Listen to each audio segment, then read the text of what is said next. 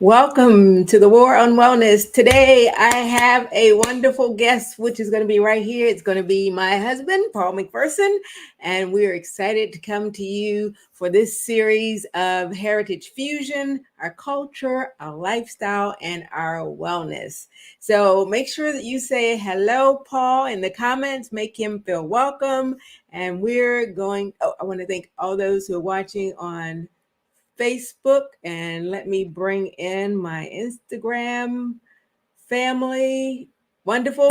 We have the Instagram family here as well, and the YouTube family. So thank you all for joining us here on this February series for Black History Month.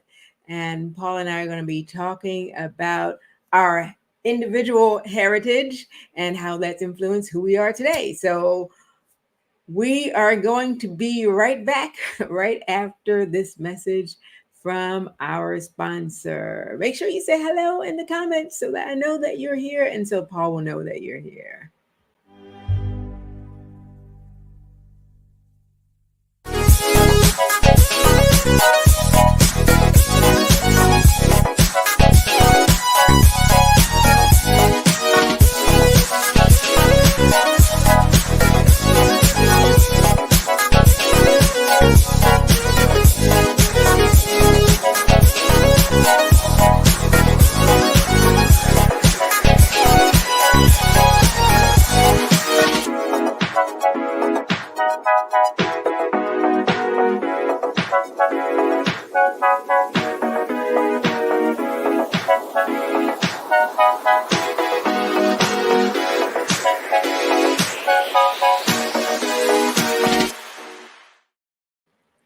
Welcome back to the War on Wellness, and we are back live. Hola. I have Paul here, as I mentioned, and I am excited to have my hubby here to share with me with the War on Wellness broadcast. So I am going to, we're just going to have a conversation. Okay, works for me. Okay, we're going to have a conversation and we're going to talk about just our heritage and how that has influenced us over the past few years. And of course, if you have any questions, you can feel free to do that. I've been doing a series and having different guests on different nights on the Wednesday night broadcast for the month of February, since it's Black History Month. And so we're talking about our heritage and how that's influenced who we are today. And okay, we got a shout out here. We got a hi y'all from Doris. Hey sis. DC Artistry. Wonderful. Nice to have you as well. And I know there'll be other comments and I may get some of those. So we'll look forward to seeing you as you show up on the screen. So, our heritage. Yes. And so I actually wrote down a couple of my answers because I want to make sure that I can keep this, it'll make sense for us. So I guess I'll start first, ladies You first. go right ahead. Okay. I have no problem with that. Okay. So the first question was to talk about the past generations and family, and then the older generation and whether they were city dwellers and how they grew up. And so I can remember back as far as my great grandfather and my great grandfather on my father's side. And I do remember that they were in the city. My grandparents on my mother's side were also city dwellers. And so everybody grew up in the city. If you're from Richmond, Virginia, which is my hometown, and that would be the north side of Richmond for my father's side of the family, and Churchill for my mother's side of the family.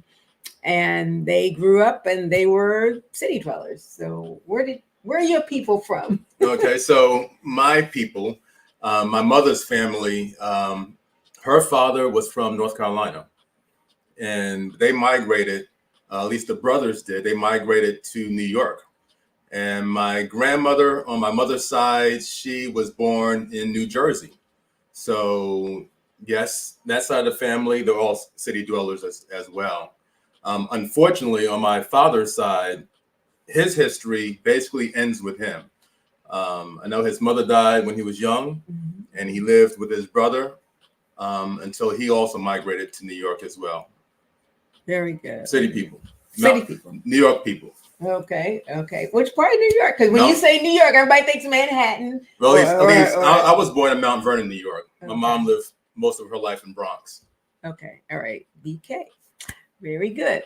So, that's Brooklyn. Okay. See. Okay. I'm from the South. I don't know. Bronx. You got to correct me. Don't let me just go out like that. Okay. All right. Bronx, New York, for her. Okay. So both of us, or I guess our heritage family came from the cities. Urban, exactly. And so for me, their relationship with food, and so I had to go write down what mine was, and it is I know that my great grandfather, he had a grapevine and he had rabbits, and my mother said that at one point her parents had a farm, or not a farm. They grew some things, but after I was born, no. But there was when we moved into our first house, my parents moved into our first house. We did attempt to garden in the backyard. How'd it work out? Yeah, they had us out there in the dirt. We didn't know any hard city dirt, but we did make an attempt and did actually harvest some tomatoes, some string beans, some strawberries, and that was pretty much the garden. My grandparents on my father's side, they were the ones who had the grapevines, and we actually have a grapevine outside here, so that was kind of like full circle for me when I thought about that. And so yeah, that was it as far as growing anything. Right. Did your family grow anything? When I was coming up, my grandmother lived on Long Island in Old Westbury, and she had a garden. I do remember that. She had a garden, and she grew tomatoes and string beans, and she also had a grapevine in the backyard. But my mother, she has had a garden, although she lived in an urban area ever since I was, I guess, about 5. And so she's been gardening for about 50 years now. Even at the age of 91, she still plants a garden. Nice. I like that. And so, so let's talk about like how we grew up as far as like eating growing up. So I remember in my family, at least, I know my mom went back to school when we were young. And so I was like a preteen, early teen. My mom went back to school to better herself. And so that left me. Oh, I'm the oldest, by the way. So I'm the oldest of 5 now. And so that left me to get the dinners prepared. Dad would work late a lot of times. And so. What were you cooking?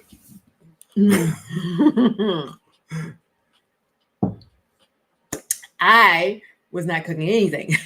But, nowadays, kids, they're chefs that are like 7, 8, 9-year-old. I mean, young kids that are chefs. But we did the little Salisbury steak dinners and things like that. Hungry somebody. Yeah. I don't even remember what the names of them were, but I remember those. They'd have like a little dessert in the corners. Anybody else remember the little dinners that you could buy that were already pre-made, and they came in, they had like little squares? Yeah. And don't overcook it. Yeah. Otherwise your dessert be all shrunk up in the corner. Exactly. And all the juice will be gone out of it. But does anybody else remember? Put a yes in the comments if you remember that. Okay, yeah. So look at that. We got a yes from Margot. She remembers that. Okay, very good. And Doris is asking, when are we going to get rabbit or goats? To be determined. But I do want to get some animals since we live out here in rural Virginia now. But So our dinners were a lot of pre-made dinners that I remember. And we have oatmeal or something in the morning, or cereal or something like that. And one thing that was favorite was fried bologna sandwiches. Does anybody else like fried bologna sandwiches? Yeah.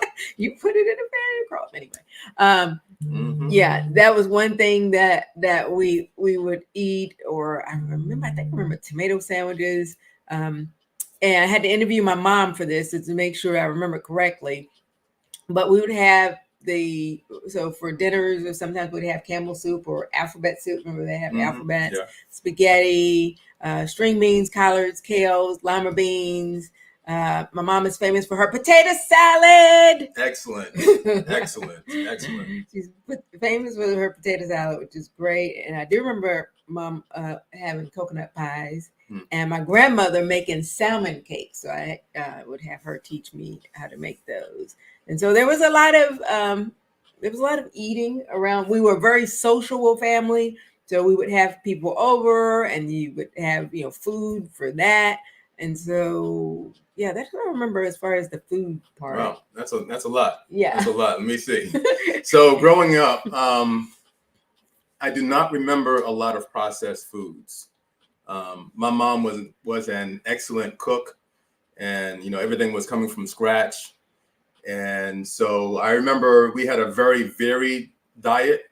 The diet was unlike my friends, because we were eating eggplant back in the early 70s, avocados.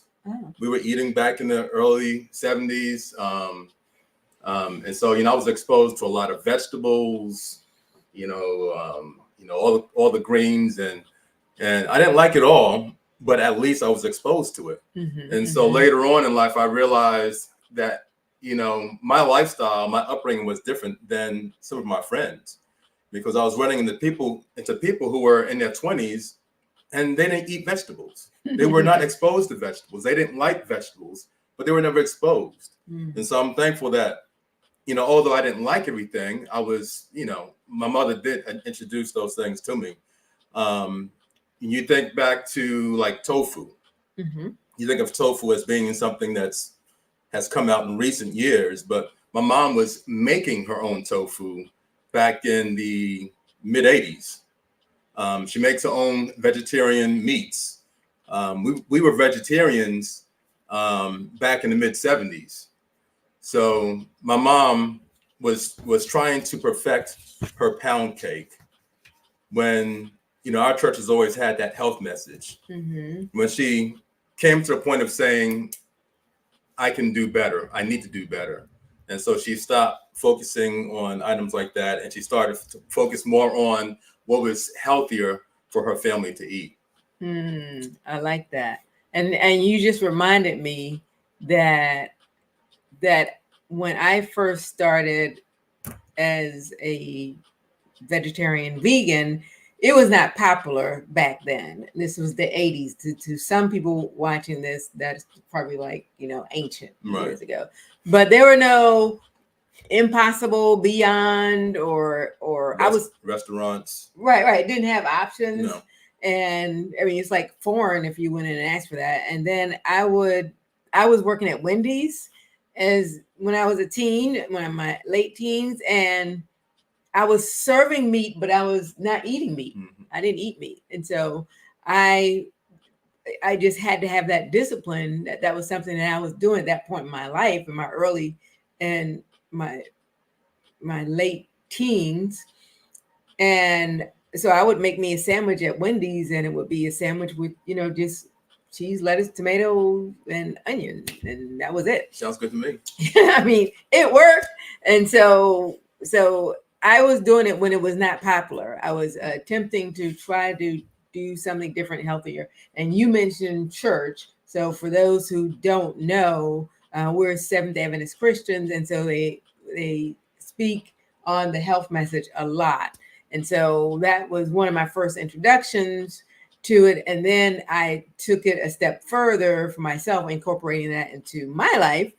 And then after a while, society caught up and said, hey, being vegan vegetarian is a good thing. Right. And so transitioning forward, because I always tell my nieces and nephews that it's really important who you pick as a life partner, because they're gonna, take you up or they're gonna take you down. If you agree, put a Y in the comments, okay? One way or the other, they're gonna help you or they're gonna hurt you. Right. And so when God brought us together, because it wasn't us, it was interesting that when we got married, we were both eating meat. Yeah. You ate some fish. Yeah, I did. That was it. I was eating salmon, and then I was eating or other fish too. And so then I decided that for my health reasons that I would no longer eat not only meat of fish, but no longer eat eggs or no longer eat dairy. And your reaction, I remember when I said that I was going vegan, is that you were like, well, I'm not doing that. I'm not going to eat the cashew cheese or the quinoa or things like that. I think my background made it an easier transition, but having a vegan diet, you have to really be creative. And so the idea of, I didn't like to eat cashews. So the idea of eating cashew cheese was like, hold on a second. My mom used to experiment in the kitchen growing up, but as an adult, my mom was like, do I really want to do this? but the good thing is that it wasn't that hard of a transition, and you were a very good cook. And I know that being married to Penny has helped my health. I still eat meat, chicken, beef, fish, not so much red meat, but I know having Penny has reduced the amount of meat that I would have been eating. And so I can appreciate that. And probably help your health. Oh yeah. As well. Yeah, no doubt. No doubt. So yeah, I'm in the widow prevention program. That's what I like to say. As long as possible to have a healthy husband, wife, and so that we can be here for each other and not have to be taking care of each other sooner. Yeah. Thank you. Yeah. Quality of life is really important, because you can live to be old, but you want to be able to have abilities and not disabilities. All that. So I like that. Yeah. I'm gonna use that one. So I think it's important for the plant-based Penny Life family to realize that the challenges that we face may be generational. Like for me, I didn't grow up exercising. It was, I didn't play a sport or anything like that. And so for me, it's a challenge to actually exercise on a regular basis. And so knowing that that was not as part of my heritage growing up means that I have to be more intentional. I have to have more vigilance when it comes to exercise, and my food choices have to be really disciplined, because my exercise is not up here as it needs to be. Now it's getting better. It's gotten better than it was, but realizing that I need to have that passion for myself, and I can't really credit my ancestors or blame my ancestors for the choices that I make now. Right. Because I think a lot of times people say, well, it runs in the family. Right. Well, I'm going to die of something. Yeah, it's a cop-out. It's a cop-out. And, and I think a lot of times we know that there's a better way, but it's always tomorrow. New Year's, I'm going to start my diet New Year's. I'm going to quit smoking on New Year's. And if you're serious about your health, if you're serious about your life or making changes, any change, if you want true change, it starts today. It starts now, not sometime in the future, because that day will come and it'll pass by. That's exactly. But right. you have to choose life and make better choices. Yes. Choose life and life more abundantly. Mm-hmm. So the earliest positive. Hold on a second. Oh, what is it? No. Oh, okay. No. Yeah. It's an African proverb. It says, "To know and not do is to not know." And so that means that if you know it and you don't do it, that means you don't really know it.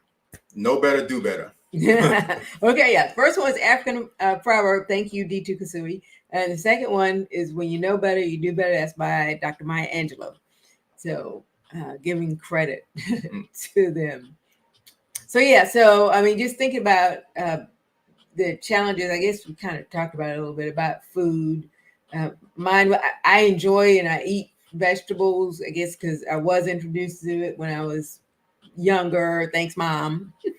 And so now I think that it helped in our marriage relationship because a lot of people, a lot of clients that I've talked to have said that, well, I'm the only one in the house that's trying to eat better. I'm the only one that's trying to eat, to do whatever, even if they're just trying to eat healthier, not necessarily eating a vegan or plant-based diet. But I think that we have to be disciplined within ourselves. That's the word. Yeah. Discipline. Because like if Paul's not home, that doesn't mean that I'm going to go to, we only have one fast food restaurant in the city where we live, okay? Because we live in a little small town. But we got a Hardee's. What Burger King. Okay, we have a Burger King here. If he's not here, that means that I can't I'm not gonna run to the Burger King because he's not here, because my diet choices are not dependent on him. Right. And I'm not responsible for your life. Right. You are. Right. 100%. Right. It's your choice. It's my choice. No matter what you do, it's my choice. Right. So even if you bring a pizza, a big old sloppy, greasy, cheesy pizza in that, don't let me tempt you, in the house, and he's sitting next to me eating that, I don't have to eat that just because. Now I like to be prepared, and have my own dish or snack ready so that I'm not overly tempted.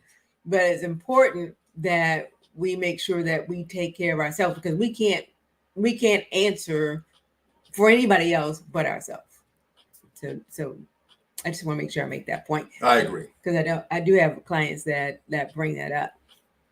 So if we think about let me tell you my challenge. Okay, go ahead. My challenge is I eat too much. Oh, okay. The good thing is that I do exercise. Why is that? Because when I was growing up, I was the household trash can. Like if there was a little bit of food left in the pot, it was my job to clean it up, to eat it, basically. And no matter what dish it was my responsibility to eat that. And so all throughout my life, I had this ability to sit down and eat a lot of food. Yeah. Now, I don't know for a fact it's because of that, but I think it is. And so I don't have a cutoff. And so that's very hard for me. That's my challenge, is to walk away from the table. One plate, walk away. I did a presentation for the I guess the early morning prayer group for Ephesus Seventh Adventist Church, and one of the things that I was teaching, we're talking about food cravings, and one of the things it was put the fork down. Mm-hmm. So in between every bite, put the fork down, because otherwise you're shoveling, which is improper etiquette. But because of COVID, we kind of lost a little etiquette anyway. But in between every bite, put the fork down and chew the food, and that kind of slows us down a little bit when it comes to that. And so, just thinking about African Americans in general, or our culture in general, and how that's influenced like our diet or lifestyle. So we have there are things that people say run in the family, mm-hmm. and of course I disagree with that partly, but how as far as just your opinion on, as African Americans or people, the culture in general, do you think that affects our diet or lifestyle? Yeah, I would think that coming out of slavery, that I mean, there is definitely an effect there. It's not just on education and home ownership and how we manage our bank accounts. I mean, it also has to have an effect on the way we live, our lifestyle, our habits, what we eat. Yeah. So I do believe there is a link between the past and today. And I just think that once again, going back to what we were saying, that we have the power to break that habit, Cycle. that link, Yeah. because we do have the knowledge. Break every chain. Exactly. Break every chain. And I agree with you. And there's certain nuances, especially I think when it comes to lifestyle. For instance, you know, if, for instance, Black women working out, right? They don't want they don't run. Yeah. At least that's what I heard. That's not what I'm saying. Yeah. They don't want to exercise. Or at least it was the thought process. They didn't want to exercise because it would mess up their hair. As far as swimming as well, the same way. Right. And has anybody ever heard that before? Put hair in the comments if you've ever heard that for Black women, for instance, don't want to get their hair wet, or women of maybe possibly women of color don't want to get their hair wet or sweaty because it might mess it up. So therefore they don't exercise. So put whether you agree with that or not in the comments, or just put hair if you've heard of it there. But I do know, so I did book a speaking engagement coming up for Black Girls Run. So Black girls do run, okay? They do 5Ks, they do 10Ks, they do marathons. Oh, wow. Yes. Really? All of that. 2024. Yes, way before that. Oh. And so shout out to the Richmond chapter of Black Girls Run. And so I'll be speaking at their national conference with my own workshop there in Chicago later on this year, and I look forward to that. So not only do they run, but they actually swim. And I mean, you can look now at the Olympics and athletics now, and you see that Black women are well represented in all. I mean, not just track and field, but many other areas of athleticism. And you see more in the gym as well. Yes. You do see much more. Yeah. Okay, good. We have somebody putting hair in the comments. They've heard of it. This is not foreign to them at all.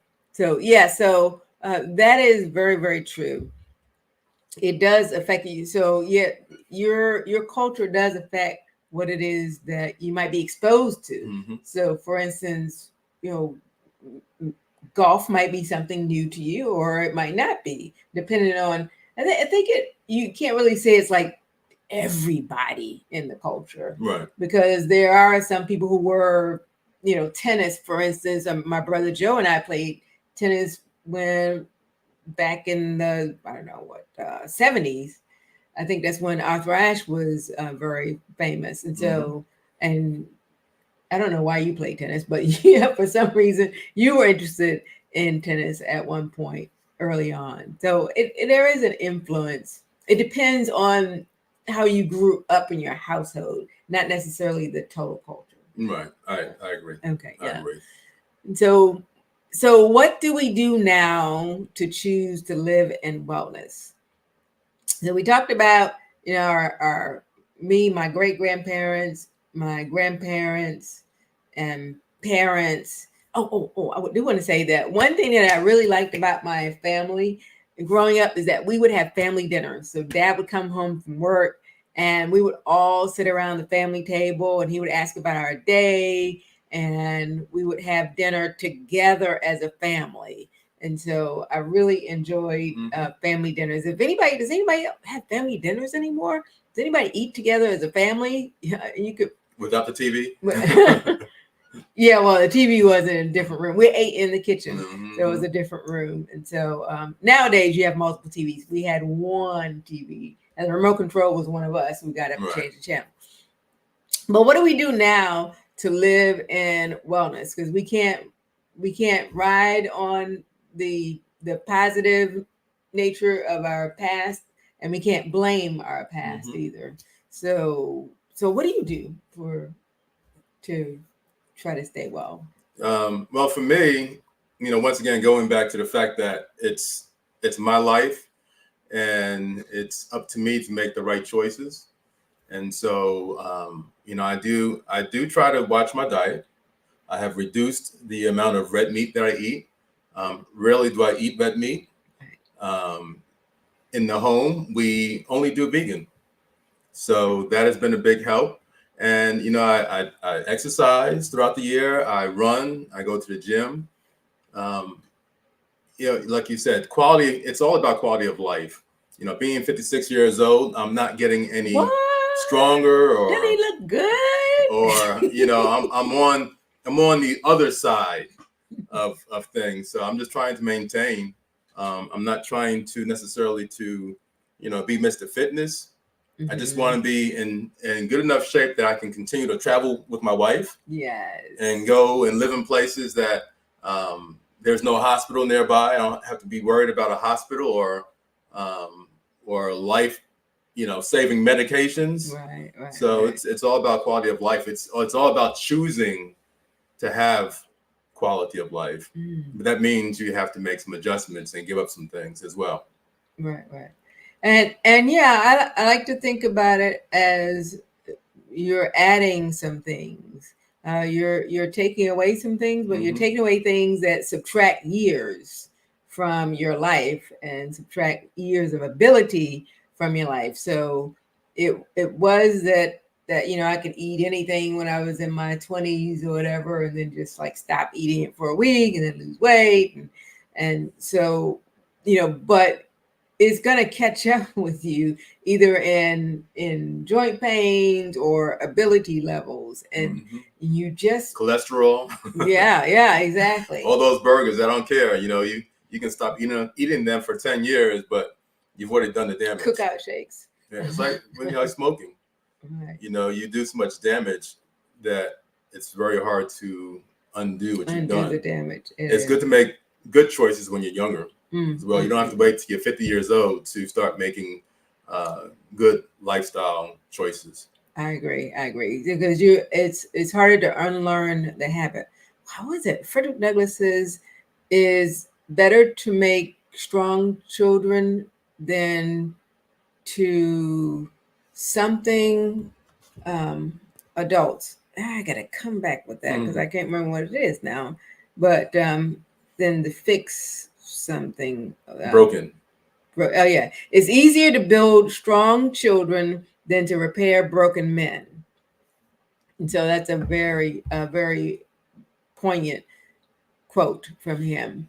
And so what do I do to try to stay well? Well, I'm plant-based Penny. I think being plant-based Penny has helped me stay on the road to wellness because it gives me an accountability and me helping other people and working with groups and clients and actually speaking before people.